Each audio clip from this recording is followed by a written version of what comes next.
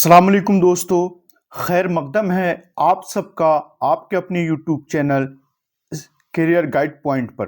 तो दोस्तों, आज फिर से आप लोगों के लिए उर्दू, हिंदी और इंग्लिश अल्फाज का 30 मोस्ट इम्पोर्टेंट वर्ड्स लेकर आया हूँ। तो दोस्तों, देख लीजिए कि वो वर्ड कौन कौन सा है।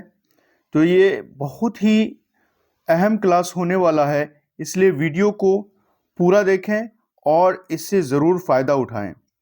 तो आपका पहला जो लफ्ज़ है वो है दिलचस्प। क्या है? दिलचस्प। दिलचस्प को हिंदी में बोलते हैं रोचक, और दूसरा जो हिंदी होता है इस दिलचस्प का वो होता है आनंददायक। क्या होता है? आनंददायक। रोचक भी होता है, आनंददायक भी होता है। उसके बाद इसको इंग्लिश में बोलते हैं इंटरेस्टिंग। इंग्लिश में क्या बोलते हैं? इंटरेस्टिंग। तो उर्दू में दिलचस्प, और इसका जो हिंदी है रोचक, या दूसरा हिंदी क्या है? आनंददायक। इसको इंग्लिश में बोलते हैं इंटरेस्टिंग। आपका जो दूसरा जो लफ्ज़ है वो है मुकाबला।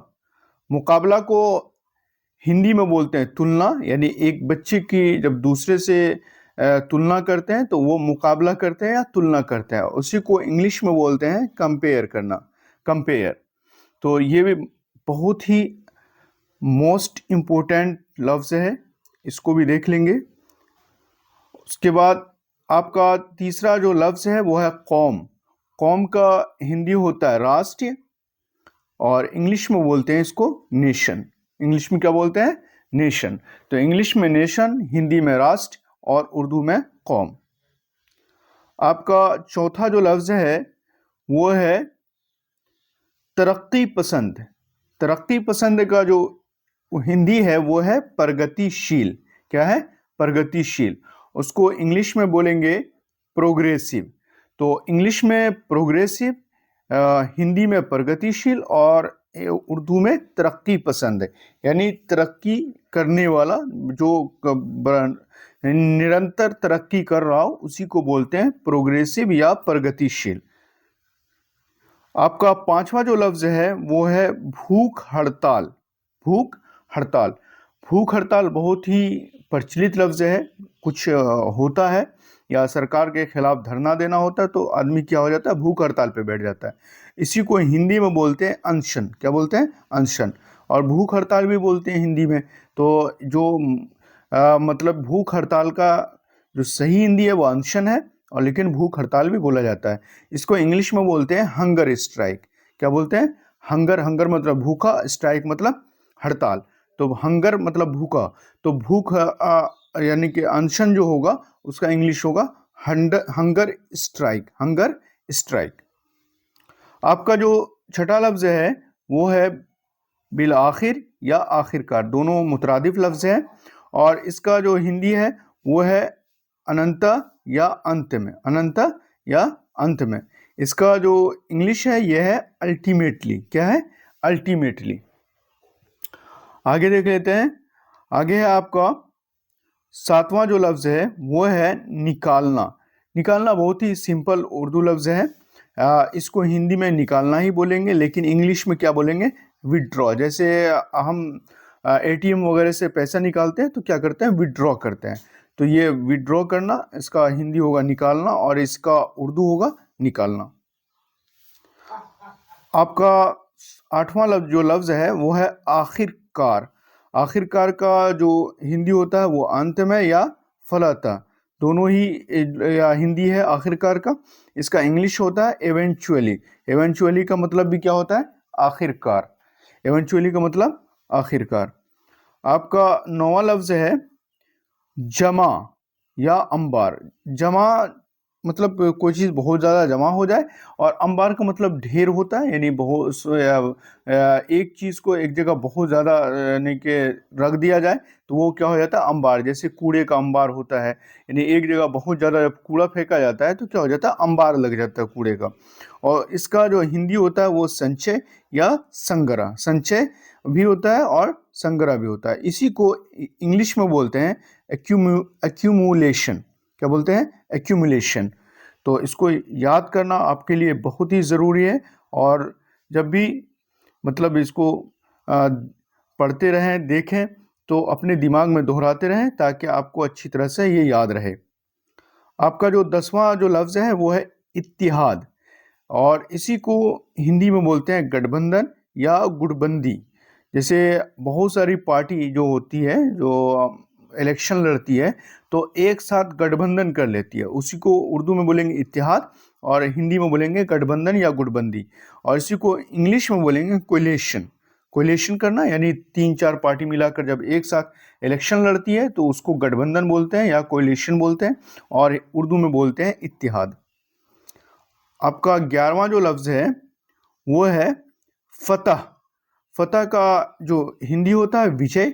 जैसे क्रिकेट का मैच होता है तो उसमें क्या होता है, विजय होता है, एक टीम दूसरे पर क्या पाती है, विजय पाती है, यानी फतह होता है। उसी को इंग्लिश में जो बोलेंगे विक्ट्री यानी जीत। उसके बाद आपका जो 12वां लफ्ज़ है वो है यकीनी।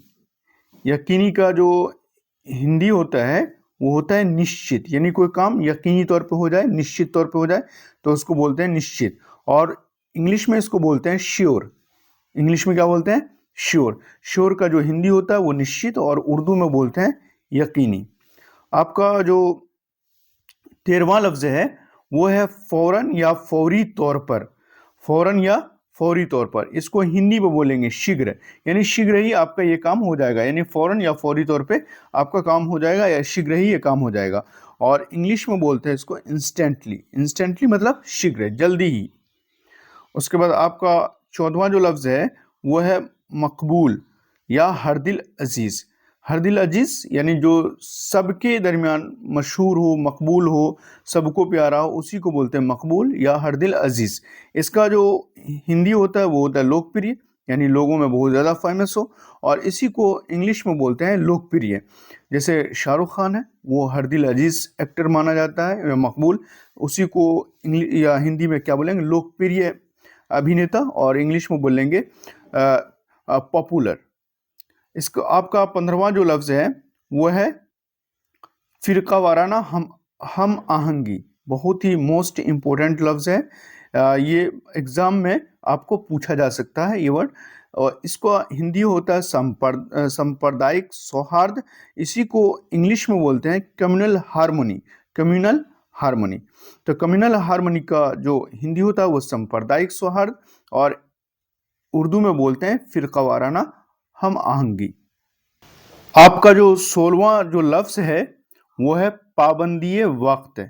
पाबंदी वक्त का जो हिंदी होता है वो होता है समयनिष्ठ, यानी जो लोग बहुत वक्त के पाबंद होते हैं और समय से ऑफिस वगैरह पहुंचते हैं, उसी को बोलते हैं समयनिष्ठ। और इसी को इंग्लिश में बोलेंगे पंक्चुअल। तो पंक्चुअल का जो हिंदी हो जाएगा वो हो जाएगा समयनिष्ठ, और उसको उर्दू में बोलेंगे पाबंदी वक्त। ये तो बहुत प्रचलित लफ्ज़ है जो बोला जाता है पंक्चुअल, कि ये आदमी बहुत पंक्चुअल है, यानी समय से अपने ऑफिस आ जाता है और समय से अपना काम करता है, तो उसी को बोलेंगे पंक्चुअल या समयनिष्ठ। उर्दू में बोलेंगे पाबंदी वक्त। आपका जो 17वां वर्ड है वो है मैंडेट। वो क्या है, मैंडेट।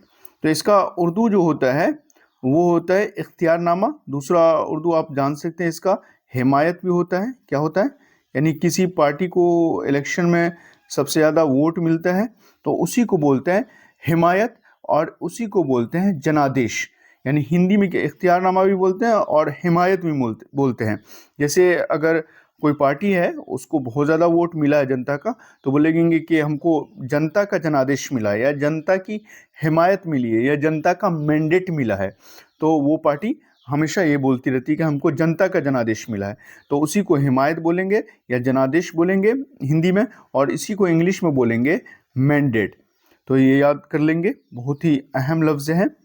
आपका 18वां जो लफ्ज़ है वो है उम्मीद। उम्मीद का जो हिंदी होता है वो होता है आशा या अपेक्षा है। उम्मीद तो जानते ही हैं, बहुत ही सिंपल लफ्ज़ है। और इसी को आशा बोलेंगे, अपेक्षा बोलेंगे। और इसी को इंग्लिश में बोलेंगे एक्सपेक्टेशन, यानी किसी से बहुत ज़्यादा उम्मीद लगा लेना, उसी को बोलते हैं एक्सपेक्टेशन। इसलिए हमेशा कहा जाता है कि दूसरों से एक्सपेक्टेशन हम हमेशा कम होना चाहिए, वरना आपको दुख ज़्यादा होगा। एक्सपेक्टेशन कम रखेंगे तो दुख कम होगा, अगर किसी से एक्सपेक्टेशन ज़्यादा रखेंगे तो दुख ज़्यादा होगा। तो एक्सपेक्टेशन को हिंदी में आशा या अपेक्षा बोलेंगे, और उर्दू में क्या बोलेंगे, उम्मीद। आपका जो 19वां लफ्ज़ है वो है रफ्तार। क्या है, रफ्तार। उसी को हिंदी में बोलेंगे गति, और इंग्लिश में बोलेंगे पेस। पेस क्या होता है, जैसे कोई स्पीच दे रहा होता है, तकरीर कर रहा होता है, तो उसमें ठहराव रहता है, तो ठहराव को उस जो है उसको रफ्तार बोलेंगे, गति बोलेंगे, उसी को बोलेंगे पेस। यानी थोड़ा ठहर के, रुक रुक के आदमी स्पीच देता है, यानी अपनी तकरीर करता है, अपनी बात को दूसरों तक पहुंचाता है, तो वो बात जल्दी उसको असर कर जाती है, तो उसी को रफ्तार बोलेंगे, उसी को गति बोलेंगे, और इंग्लिश में इसी को पेस बोलेंगे, जो रुक रुक के करता है इंसान। उसके बाद आपका जो 20वां लफ्ज़ है वो है इस्लाह। इस्लाह जानते ही हैं कि एक दूसरे के अंदर कोई तब्दीली लाना। मतलब अगर कोई नमाज नहीं पढ़ रहा तो उसको हम कहेंगे कि नमाज पढ़िए आप, या कुरान नहीं पढ़ रहा तो कुरान पढ़िए, तो ये हुआ उसका इस्लाह करना। और उसी को सुधार बोलते हैं, और उसी को इंग्लिश में बोलेंगे रिफॉर्म करना, यानी उसको सुधार करना। तो इसी को इस्लाह बोलेंगे, और हिंदी में सुधार बोलेंगे, और इंग्लिश में क्या बोलेंगे, रिफॉर्म। आपका जो 21वां लफ्ज़ है वो है एहसास या शूर। एहसास और शूर ये मुतरादिफ लफ्ज़ हैं, उसी को हिंदी में बोलेंगे बोध या अनुभूति। ये भी क्या है, मुतरादिफ लफ्ज़ है। इसी को इंग्लिश में बोलेंगे रियलाइजेशन। रियलाइजेशन यानी कि किसी चीज़ का रियलाइज हो जाना, कोई चीज़ का बोध हो जाना, कोई चीज़ का समझ में आ जाना, इसी को रियलाइजेशन बोलते हैं।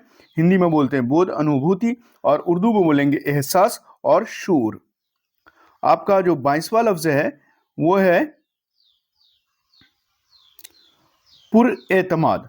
पुरएतमाद का जो हिंदी होता है वो होता है विश्वासपूर्ण, और इंग्लिश में बोलेंगे कॉन्फिडेंट। यानी किसी काम करने के लिए आप बहुत ज़्यादा पुरएतमाद होते हैं तो उसी को हिंदी में बोलेंगे विश्वासपूर्ण, और इसी को बोलेंगे इंग्लिश में कॉन्फिडेंट। जैसे अगर कोई खिलाड़ी है वो ये आज कहता है पुरएतमाद होकर कि आज हम 100 रन बना कर आएंगे, तो वो 100 रन बनाने के लिए क्या है, कॉन्फिडेंट है, यानी विश्वासपूर्ण है, और उसी को उर्दू में बोलेंगे वो एतमादपुर है, यानी पुरएतमाद है। आपका 23वां जो लफ्ज़ है वो है एहतराज करना। एहतराज करना, इसको हिंदी में बोलेंगे टालना, और इंग्लिश में बोलेंगे अवॉइड करना। तो एहतराज करना का जो हिंदी होता है टालना, और इंग्लिश में क्या बोलेंगे, अवॉइड। आपका 24वां जो लफ्ज़ है वो है नामुमकिन। नामुमकिन को हिंदी में बोलते हैं असंभव, और इसी को इंग्लिश में बोलेंगे अनथिंकेबल। अनथिंकेबल, अनथिंकेबल मतलब असंभव और नामुमकिन। आपका जो 25वां जो लफ्ज़ है वो है क्या, अंदरूनी। अंदरूनी का जो हिंदी होता है वो होता है आंतरिक, और इंग्लिश में बोलेंगे इसको इंटरनल। इंटरनल बहुत ही अहम लफ्ज़ है, इसको याद रखना बहुत ज़रूरी है। इंटरनल को जो हिंदी होता है वो आंतरिक, और उर्दू जो होगा अंदरूनी। इसको ज़रूर याद कर लेंगे, ये एग्ज़ाम में मोस्ट इम्पोर्टेंट वर्ड है, पूछा जा सकता है। उसका छठा जो लफ्ज़ है वो है आपका जाहिर। जाहिर का जो हिंदी होता है वो होता है अस्पष्ट, और इंग्लिश में बोलते हैं ओबियस। ओबियस का मतलब जाहिर, और ओबियसली जाहिरन। तो इसका जो ओबियस का जो हिंदी होता है वो अस्पष्ट है, और उर्दू में बोलते हैं जाहिर। आपका जो 27वां जो लफ्ज़ है वो है मुंतजिम। मुंतजिम का जो हिंदी होता है वो होता है प्रशासक, यानी कि हुकूमत चलाने वाला, मुंतजिम, और इसी को इंग्लिश में बोलते हैं एडमिनिस्ट्रेटर। एडमिनिस्ट्रेटर, जैसे ज़िला में डीएम साहब होते हैं तो उसको एडमिनिस्ट्रेटर कहा जाता है। आपका जो 28वां जो लफ्ज़ है वो है बसीरत। बसीरत को हिंदी में बोलते हैं काल्पनिक, और इंग्लिश में बोलते हैं विजनरी। इंग्लिश में क्या बोलते हैं, विजनरी। आपका 29वां जो लफ्ज़ है वो है कबल या पहले, और इसी को हिंदी में बोलते हैं पूर्व, और इंग्लिश में बोलते हैं अर्लियर। आपका जो तीसवां जो लफ्ज़ है वो है रफ्तार या बढ़ाना, गति बढ़ाना हिंदी में बोलेंगे, और इंग्लिश में बोलेंगे एक्सीलरेट। यानी एक्सीलेटर, इसी जैसे बाइक वगैरह चलाते हो तो उसमें एक्सीलेटर होता है, यानी जिसको एक्सीलेटर को दबाते हैं तो गति बढ़ जाता है, तो यही एक्सीलरेट है, और इसी का हिंदी होता है गति बढ़ाना और रफ्तार या बढ़ाना। तो दोस्तों आज रहा ये आपका क्लास, हमें कमेंट बॉक्स में बताएं कि आपको आज का क्लास कैसा लगा। दोस्तों कमेंट करें, शेयर करें, वीडियो को लाइक करें। मिलते हैं अगली वीडियो में, तब तक के लिए खुदा हाफिज।